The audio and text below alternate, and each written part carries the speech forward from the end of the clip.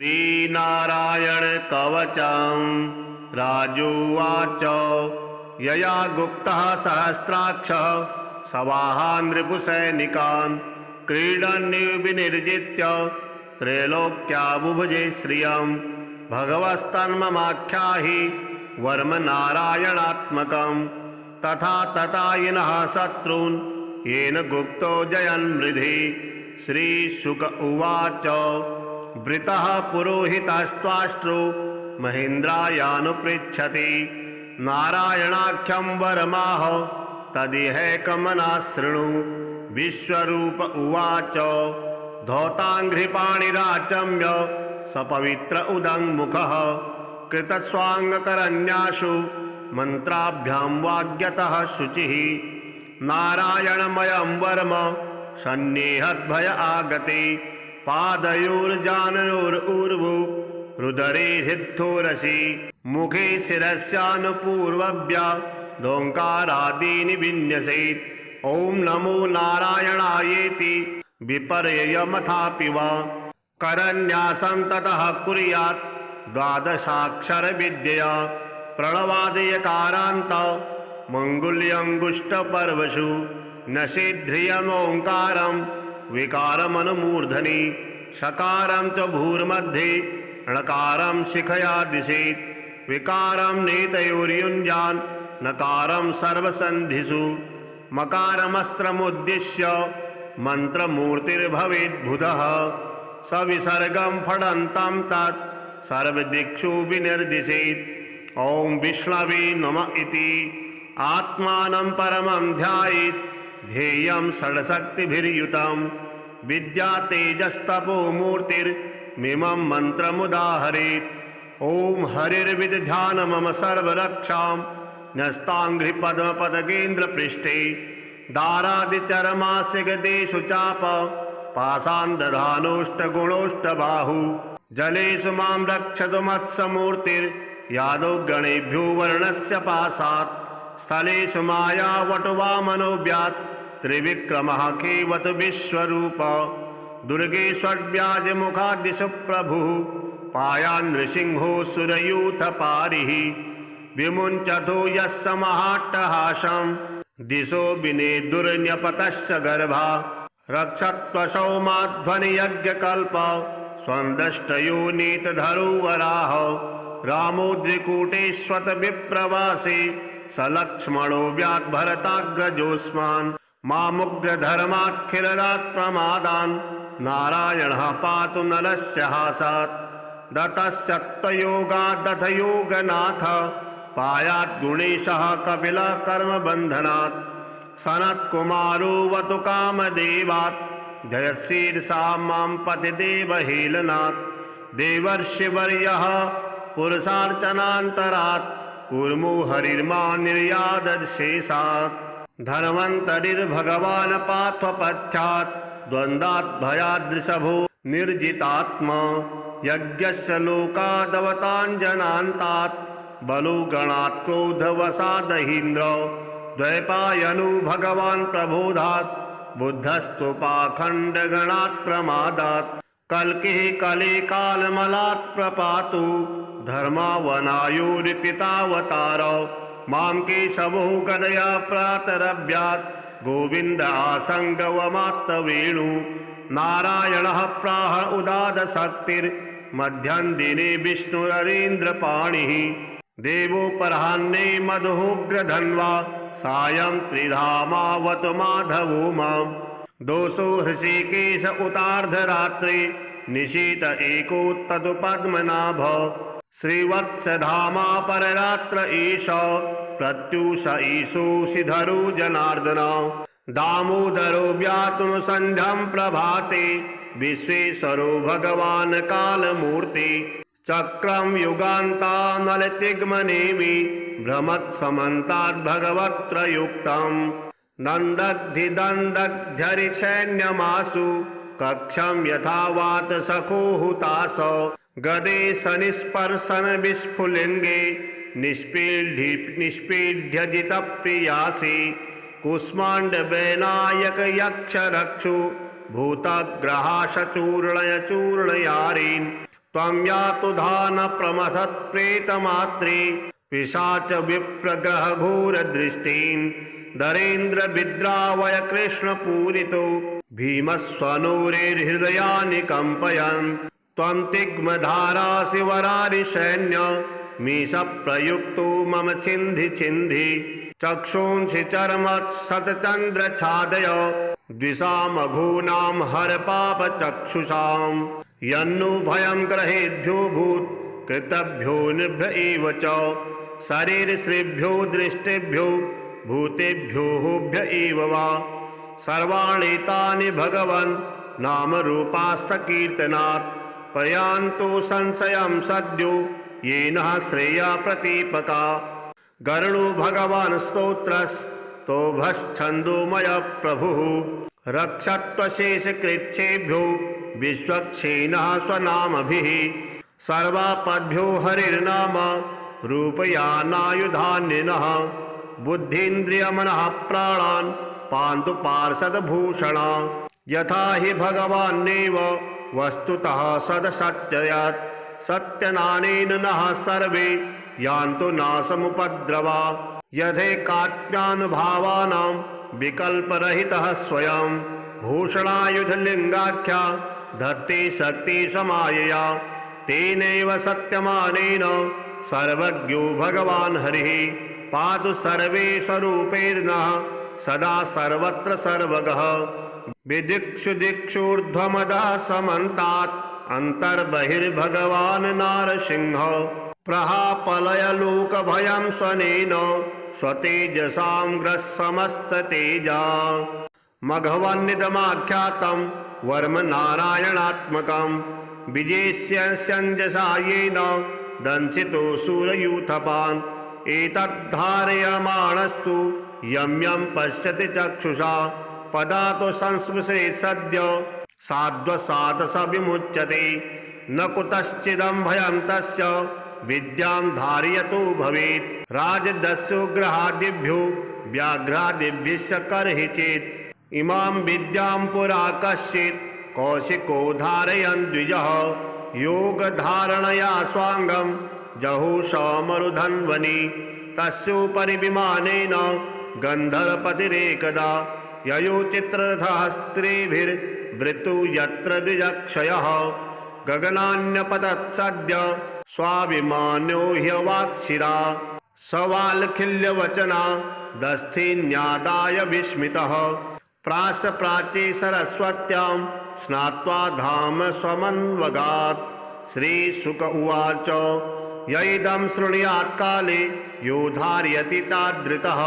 तं नमस्यन्ति भूतानि मुच्यते सर्वतो भयात् एतां विद्यामधिगतो विश्वरूपाच्छदक्रतुः त्रैलोक्यलक्ष्मीं बुभुजे विनिर्जित्य मृधे सुरान् यया गुप्तः सहस्राक्षः सवाहान् रिपुसैनिकान् क्रीडन्निव विनिर्जित्य त्रैलोक्या बुभुजे श्रियं भगवस्तन्ममाख्याहि वर्म नारायणात्मकं तथा ततायिनः शत्रून् येन गुप्तो जयन्मृधि श्रीशुक उवाच वृतः पुरोहितस्त्वाष्ट्रो महेन्द्रायानुपृच्छति नारायणाख्यं वरमाह तदिहैकमनः शृणु विश्वरूप उवाच धौताङ्घ्रिपाणिराचम्य सपवित्र उदङ्मुखः कृतस्वाङ्गकरन्यासु मन्त्राभ्यां वाग्यतः शुचिः नारायणमयं वर्म सन्निहद्भय आगते पादयोर्जानयोर्ऊर्वो रुदरे हृद्धोरसि मुखे शिरस्यानुपूर्वभ्या दोङ्कारादीनि विन्यसेत् ॐ नमो नारायणायेति विपर्ययमथापि वा करन्यासं ततः कुर्यात् द्वादशाक्षरविद्यया प्रणवादयकारान्त मङ्गुल्यङ्गुष्ठपर्वसु नसेद्ध्रियमोङ्कारं विकारमनुमूर्धनि सकारं च भूर्मध्ये णकारं शिखया दिशेत् विकारं नेतयोर्युञ्जान् नकारं सर्वसन्धिषु मकारमस्त्रमुद्दिश्य मन्त्रमूर्तिर्भवेद्बुधः सविसर्गं फडन्तं तत् सर्वदिक्षु विनिर्दिशेत्। ॐ विष्णवे नमः इति आत्मानं परमं ध्यायेत्। ध्येयं षड्शक्तिभिर्युतं विद्या तेजस्तपो मूर्तिर्मिमं मन्त्रमुदाहरेत्। ॐ हरिर्विदधान मम सर्वरक्षां न्यस्ताङ्घ्रिपद्मपदकेन्द्रपृष्ठे दारादिचरमासिगदेषु चाप पाषान् दधानोष्टगुणोष्टबाहु।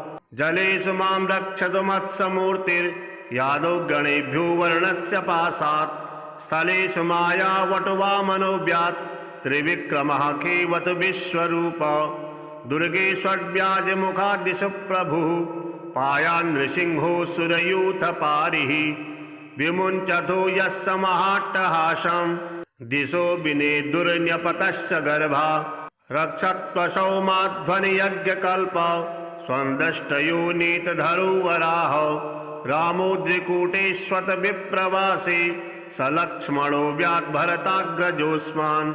मामुग्रधर्मात्खिलरात् प्रमादान् नारायणः पातु नलस्य हासात्। दतश्चत्तयोगादथ योगनाथ पायात् गुणेशः कपिलः कर्मबन्धनात्। सनत्कुमारोऽवतु कामदेवात् जयशीर्षा मां पतिदेवहेलनात्।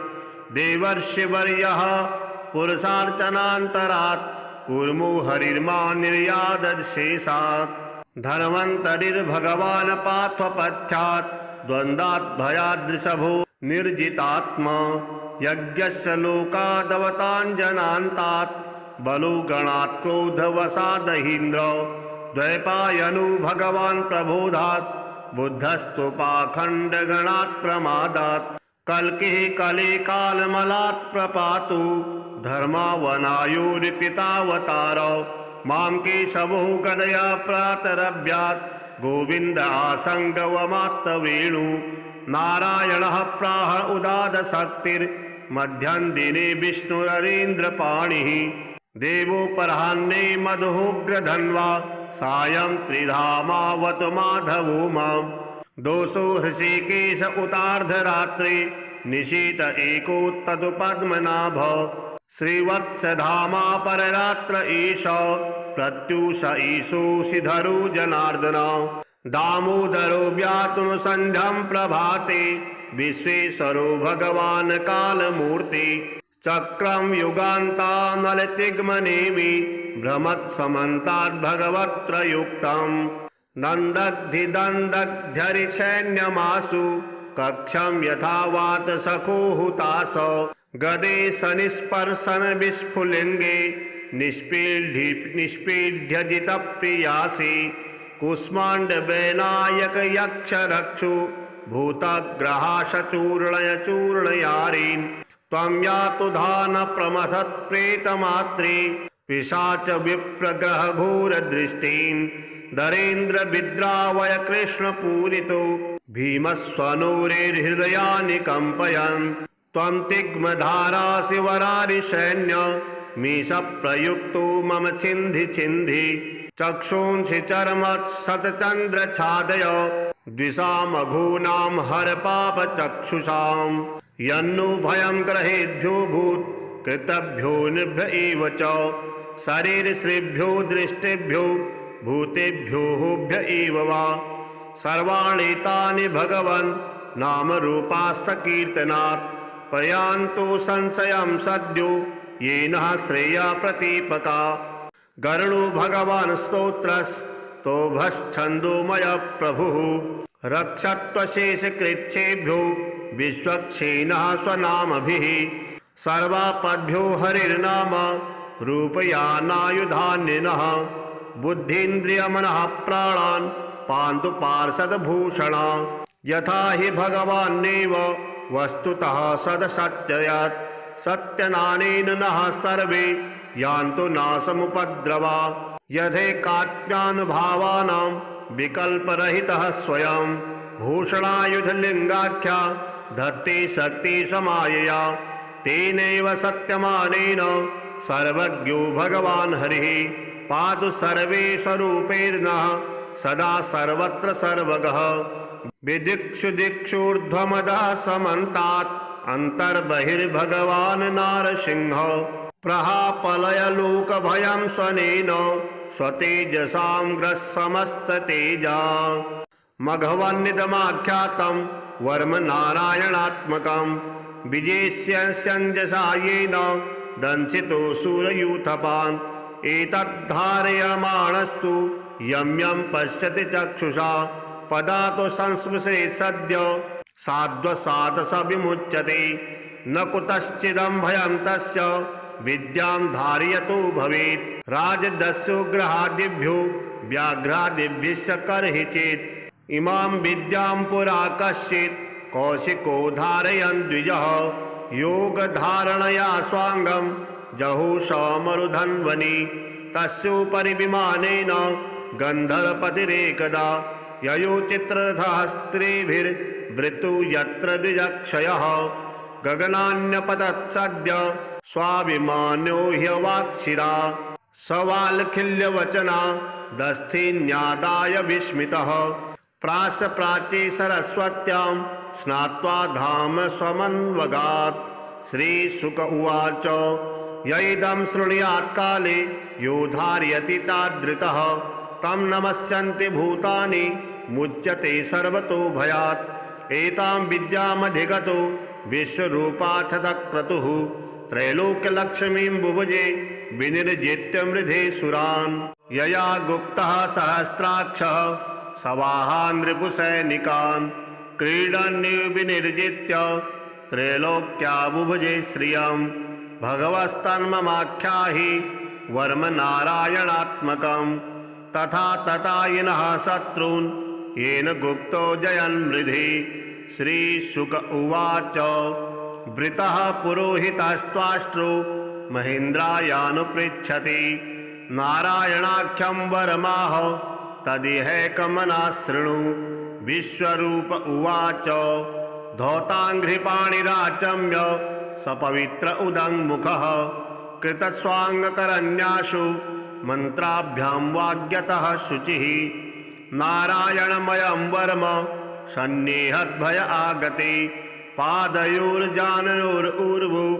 रुदरे हृद्धोरसि मुखे शिरस्यानुपूर्वभ्या दोङ्कारादीनि विन्यसेत् ॐ नमो नारायणायेति विपर्ययमथापि वा करन्यासं ततः कुर्यात् द्वादशाक्षरविद्यया प्रणवादयकारान्त मङ्गुल्यङ्गुष्ठपर्वसु नषेद्ध्रियमोङ्कारं विकारमनुमूर्धनि सकारं च भूर्मध्ये णकारं शिखया दिशेत् विकारं नेतयोर्युञ्जान् नकारं सर्वसन्धिषु मकारमस्त्रमुद्दिश्य मन्त्रमूर्तिर्भवेद्बुधः सविसर्गं फडन्तं तत् सर्वदिक्षु विनिर्दिशेत् ॐ विष्णवे नमः इति आत्मानं परमं ध्यायेत् ध्येयं षड्शक्तिभिर्युतं विद्या तेजस्तपो मूर्तिर्मिमं मन्त्रमुदाहरेत् ॐ हरिर्विदधान मम सर्वरक्षां न्यस्ताङ्घ्रिपद्मपदकेन्द्रपृष्ठे दारादिचरमासिगदेषु चाप पाशान् दधानोष्टगुणोष्टबाहु जलेषु मां रक्षतु मत्समूर्तिर्यादौ गणेभ्यो वर्णस्य पाशात् स्थलेषु मायावटुवामनोऽव्यात् त्रिविक्रमः केवत विश्वरूप दुर्गेष्वव्याजमुखादिषु प्रभुः पायान् नृसिंहो सुरयूथपारिः विमुञ्चतो यस्य महाट्टहासं दिशो विनेदुर्न्यपतस्य गर्भा रक्षत्वसौ माध्वनियज्ञकल्प स्वन्दष्टयोनीतधरो वराह रामोद्रिकूटेष्वत विप्रवासे सलक्ष्मणो व्याद्भरताग्रजोऽस्मान् मामुग्रधर्मात्खिलरात् प्रमादान् नारायणः पातु नरस्य हासात् दतश्चत्तयोगादथ योगनाथ पायाद्गुणेशः कपिलः कर्मबन्धनात् सनत्कुमारो वतु कामदेवात् धयशीर्षा मां पतिदेवहेलनात् देवर्षिवर्यः पुरुषार्चनान्तरात् कूर्मो हरिर्मा निर्यादशेषात् धन्वन्तरिर्भगवान् पार्थपथ्यात् द्वन्द्वात् भयादृशभो निर्जितात्मा यज्ञस्य लोकादवताञ्जनान्तात् बलुगणात् क्रोधवशादहीन्द्र द्वैपायनो भगवान् प्रबोधात् बुद्धस्तु पाखण्डगणात् प्रमादात् कल्किः कले कालमलात् प्रपातु धर्मावनायोरिपितावतार मां केशवो गदया प्रातरभ्यात् गोविन्द आसङ्गवमात्तवेणु नारायणः प्राह उदादशक्तिर्मध्यं दिने विष्णुररीन्द्रपाणिः देवोपराह्ने मधुग्रधन्वा सायं त्रिधामावत माधवो मां दोषो हृषीकेश उतार्धरात्रे निशीत एको तदुपद्मनाभ श्रीवत्सधामा पररात्र ईश प्रत्यूष ईशोऽसिधरो जनार्दन दामोदरो व्यातुं सन्ध्यं प्रभाते विश्वेश्वरो भगवान् कालमूर्ति चक्रं युगान्तानलतिग्मनेमि भ्रमत्समन्ताद् भगवत्प्रयुक्तं दन्दग्धिदन्दग्ध्यरिसैन्यमासु कक्षं यथा वातसखो हुतास गदे सनिस्पर्शन विस्फुलिङ्गे निष्पीड्यजितप्रियासि कुष्माण्डवैनायक यक्षरक्षु भूतग्रहाशचूर्णय चूर्णयारीन् त्वं यातु धान प्रमथत्प्रेतमात्रे पिशाच विप्रग्रह घोरदृष्टीन् दरेन्द्र विद्रावय कृष्णपूरितो भीमस्वनोरेर्हृदयानि कम्पयन् त्वं तिग्मधारासि वरारिसैन्य मीशप्रयुक्तो मम छिन्धि छिन्धि चक्षुंसि चर्मत्सतचन्द्रछादय द्विषामघूनां हर पापचक्षुषां यन्नु भयं ग्रहेभ्यो भूत् कृतभ्यो निभ्य एव च शरीरश्रीभ्यो दृष्टिभ्यो भूतेभ्यो होभ्य एव वा सर्वाणीतानि भगवन् नामरूपास्तकीर्तनात् प्रयान्तो संशयं सद्यो येन श्रेया प्रतीपका गरुडो भगवान् स्तोत्रस्तोभश्छन्दोमय प्रभुः रक्षत्वशेषकृच्छेभ्यो विश्वक्षेणः स्वनामभिः सर्वापद्भ्यो हरिर्नाम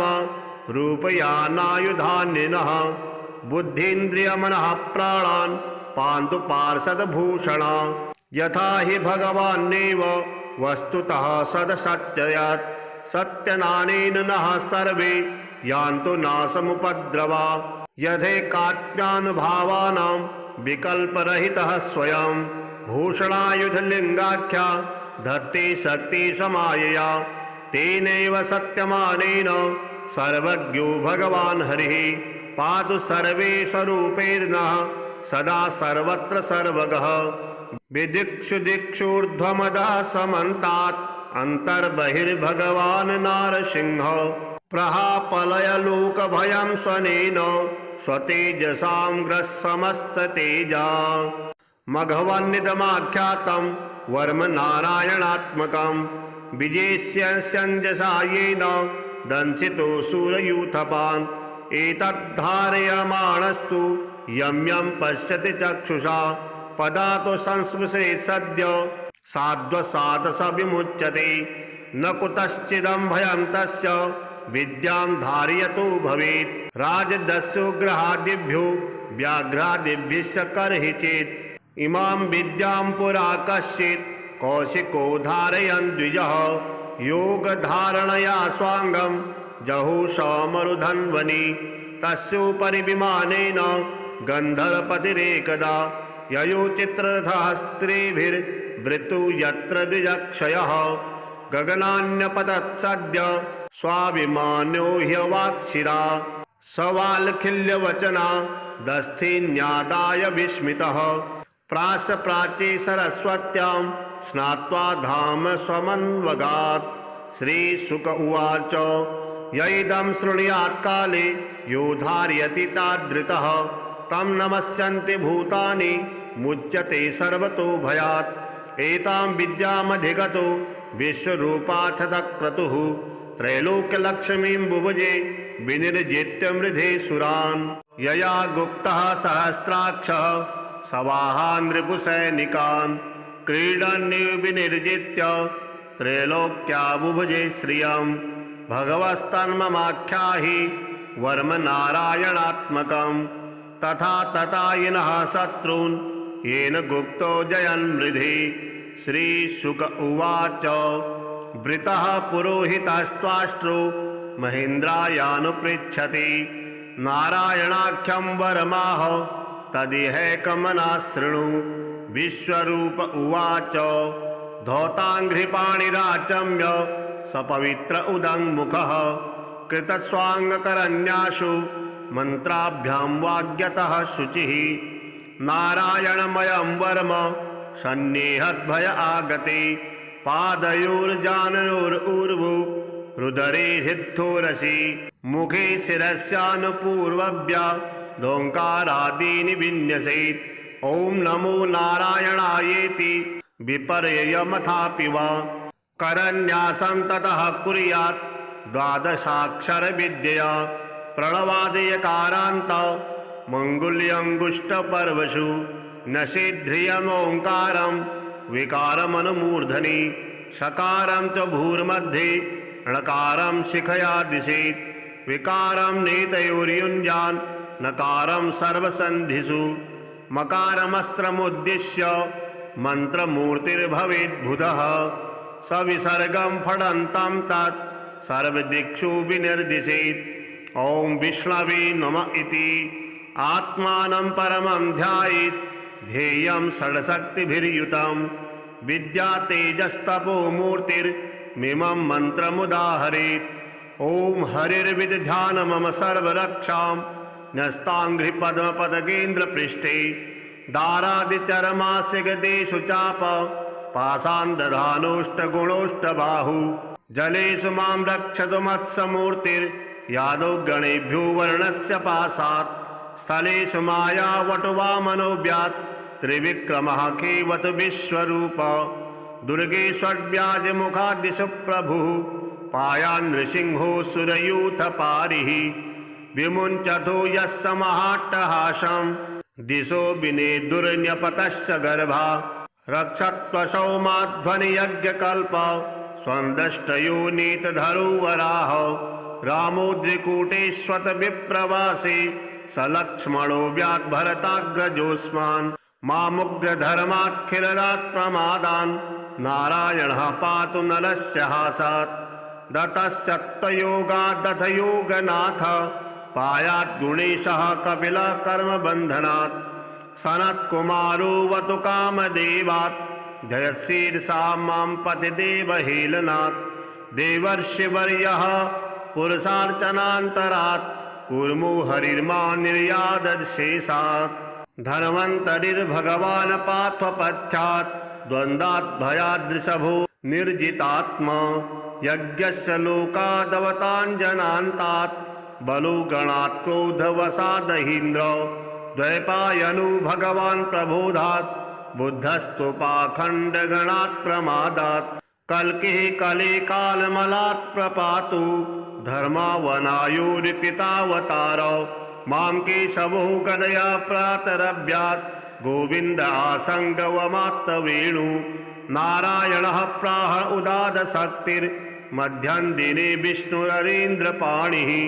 देवोपराह्ने मधुग्रधन्वा सायं त्रिधामावत माधवो मां दोषो हृषीकेश उतार्धरात्रे निशीत एको तदु पद्मनाभ श्रीवत्सधामा पररात्र ईश प्रत्युष ईशोऽसिधरो जनार्दन दामोदरो व्यातुं सन्ध्यं प्रभाते विश्वेश्वरो भगवान् कालमूर्ति चक्रं युगान्तानलतिग्मनेमि भ्रमत्समन्ताद् भगवत्त्रयुक्तं दन्दग्धिदन्दग्ध्यरिसैन्यमासु कक्षं यथा वात सखो हुतास गदे सनिस्पर्शन विस्फुलिङ्गे निष्पीड्यजितप्रियासि कुष्माण्डवैनायक यक्षरक्षु भूतग्रहाशचूर्णय चूर्णयारीन् त्वं यातु धान प्रमथत्प्रेतमात्रे पिशाच विप्रग्रह घोरदृष्टिं दरेन्द्र विद्रावय कृष्णपूरितो भीमस्वनूरेर्हृदयानि कम्पयन् त्वं तिग्मधारासि वरारिसैन्य मीशप्रयुक्तो मम छिन्धि छिन्धि चक्षुंसि चर्मत्सतचन्द्रच्छादय द्विषामघूनां हर पापचक्षुषां यन्नु भयं ग्रहेभ्यो भूत् कृतभ्यो निभ्य एव च शरीरश्रीभ्यो दृष्टिभ्यो भूतेभ्यो होभ्य एव वा सर्वाणीतानि भगवन् नामरूपास्तकीर्तनात् प्रयान्तो संशयं सद्यो येन श्रेया प्रतीपका गरुडो भगवान् स्तोत्रस्तोभश्छन्दोमय प्रभुः रक्षत्वशेषकृच्छेभ्यो विश्वक्षेणः स्वनामभिः सर्वापद्भ्यो हरिर्नाम रूपयानायुधान्यनः बुद्धीन्द्रियमनः प्राणान् पान्तु पार्षदभूषणा यथा हि भगवान्नेव वस्तुतः सदसत्ययात् सत्यनानेन नः सर्वे यान्तु नाशमुपद्रवा यथैकात्म्यानुभावानां विकल्परहितः स्वयं भूषणायुधलिङ्गाख्या धत्ते शक्ति समायया तेनैव सत्यमानेन सर्वज्ञो भगवान् हरिः पातु सर्वेष्वरूपेर्नः सदा सर्वत्र सर्वगः विदिक्षु दिक्षूर्ध्वमदः समन्तात् अन्तर्बहिर्भगवान् नारसिंह प्रहापलय लोकभयं स्वनेन स्वतेजसां ग्रस्समस्ततेजा मघवन्निदमाख्यातं वर्म नारायणात्मकं विजेष्यञ्जसा येन दंसितो